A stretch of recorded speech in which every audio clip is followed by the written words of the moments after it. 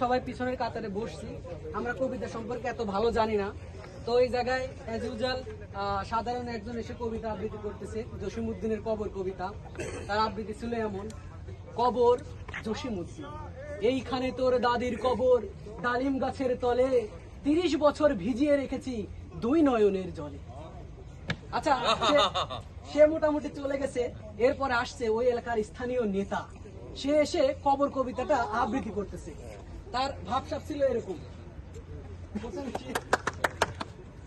যদিও সামনে আতে বেশি লোক ছিল না।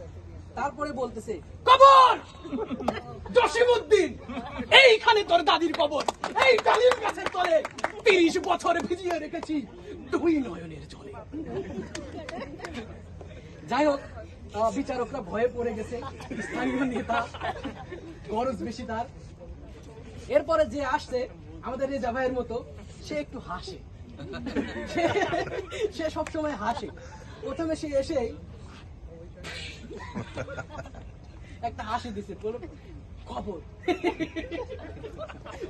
জসিমউদ্দিন, এইখানে তোর দাদির খবর, ডালিম গাছের তলে 30 বছর ভিজিয়ে রেখেছি